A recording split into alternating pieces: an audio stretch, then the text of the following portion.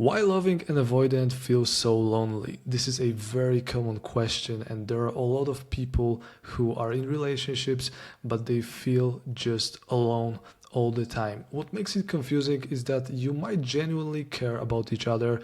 There can be good moments, affection, connection, all of that stuff, and yet there is this ongoing sense of emotional distance that never fully goes away. So in this video I want to talk about 5 reasons why loving an avoidant feels so lonely. I'm not gonna blame anyone, but I just want to help you understand what you are actually responding to. By the way, if this kind of videos are helpful, make sure to subscribe to this channel because I will be recording more videos about avoidance and becoming more secure. First of all, there is a limit when it comes to the emotional closeness with an avoidant person, okay? So things can feel very warm and connected, but at some point everything shifts, and it can actually be caused by something very random, even by a single conversation that was too deep. So they may pull back, they can shut down or just change the subject, and it's not because they don't care, but because closeness starts to feel uncomfortable for them. So as an example, every time when you want to talk about something serious, they just change the topic and that's it. And over time, you learn that there are parts of you that don't fully get met. And when you realize that the person that is showing up in front of the avoidant is not really you, well, that can feel very lonely. Reason number 2 is that it can feel lonely because you are often alone with all of your feelings. In avoidant relationships, emotional processing is often only your activity, okay? So when you are upset, confused, or just hurt, you may notice that you are the one sitting with all of the emotions and feelings.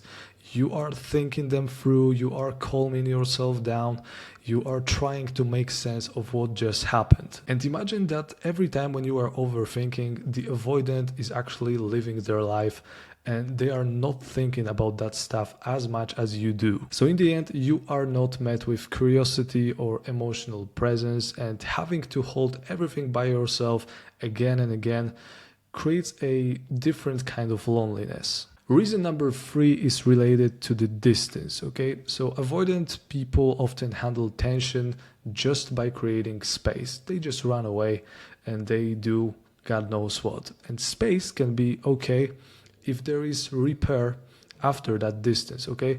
But when distance happens without any follow-up, any reassurance, any conversation, it just leaves things unresolved. So after a while, the relationship resets, but nothing actually gets healed. And that lack of repair slowly chips away at emotional safety. You are together, but the deeper connection never fully settles, and that can feel very lonely for you. Reason number 4 is that you start shrinking to keep the peace, and that's a serious one because over time many people who are in love with avoidance, they just begin to ask for less. You just soften your needs, you lower your expectations, and you just avoid certain topics to prevent them from running away. You don't want to be too much, you don't want to be too emotional, so you just don't talk about specific things, you avoid certain topics, and you are present but you are not fully seen, and again that can feel very lonely.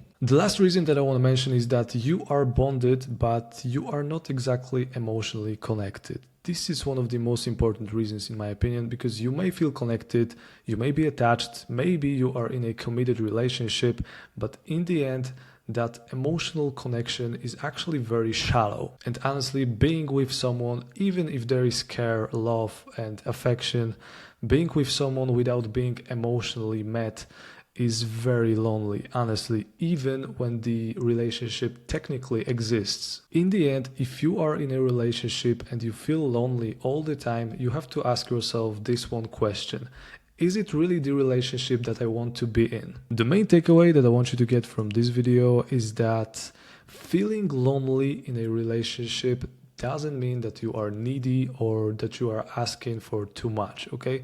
Loneliness is often your nervous system responding to a lack of emotional availability from the avoidant partner. It's just information, it's not a flaw. You can still care about your avoidant, you can understand their behavior, and you can still acknowledge that something important is missing for you. But of course, there are some tips that I can still give you. So first of all, you need to get honest about your needs. You need to clarify what you need to feel connected, not just what you are willing to tolerate. That might mean clearer boundaries and even stepping back to see how much emotional effort is actually mutual. Because if you take a step back and they never reach out to you for the next 2 or 3 months, well, you have your answer. Is that the relationship that you really want? But still, loneliness doesn't mean that you should leave immediately, but it does mean you shouldn't ignore what you are feeling. So if you are feeling deeply lonely in a relationship with the avoidant, there is clearly something wrong. And I want to make it clear, loving an avoidant can feel lonely not because there is no love, but because there is limited emotional access. In other words, your emotional needs are not being met, and that just becomes incredibly painful in the end. Honestly, I could record a lot of videos about that one specific topic, so if you want to learn more about the avoidant behavior and becoming more secure in relationships, make sure to subscribe to this channel. Hopefully you learned something new from this quick video, and I want you to know that if you are feeling lonely and if you are in love with the avoidant, you are not alone. Honestly, there are a lot of people who are going through the same thing. That's pretty much it for today, guys. Thanks for watching. Hopefully it was helpful. And of course, I hope I will see you in the next one. See you next time.